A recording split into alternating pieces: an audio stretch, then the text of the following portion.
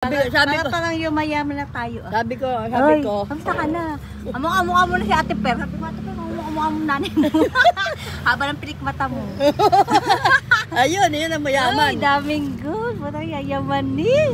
Sabi ko kay Janjan, pagka namatay ako, ito Uy, lang. parang kasi Papa, parang mga ganyan mga usapan ninyo lagi.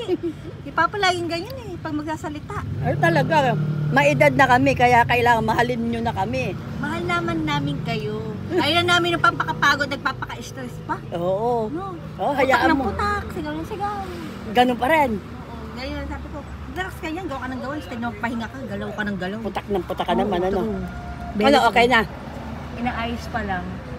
Hindi nga kaya ng 1.5 oo. to age talaga. Yan yung kausap ko. Kaya sabi ko, Sabi ko, ito ha, 46 na tang baho. Ayan, si Tita Nore. Oh! Yayamanin pa rin. Wala pa rin pagbabago ang muka. Yayamanin at young. Talagang- Looking young pa din. Vlogger Stories. Yes, ayan si Jen. Diyos ko po, Jaylin. Ang tangkad mo na, grabe ka.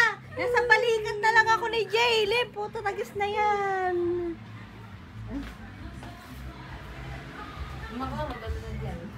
Ba't may gulong na malaki dito? Ay, ito pa yung taas. Hanggang kailan nga dito, te? Ano, dyan, te? Ang taas mo naman, lang yan to. Apat, tingnan itsura mo. Anim. Baba ka nga, baba mo nga mukha mo. Hoy! Sumbo ka na kay Kuya Rani, ha? Baba mo, ikaw, ha? Itsura pa, kita makikilala niyo. Ito, ha? Ilang taong ka na? 16. 16? Yelo, wala.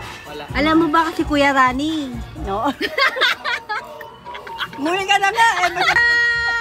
Janjan! Yung sana ang Janjan, binata na ang Janjan ko. Uy, grabe, tangkad na ni Janjan din. Grabe, nanliit ako. Ano ba yun? Naging nano ako sa mga dalawang to. Baka ano? Ala,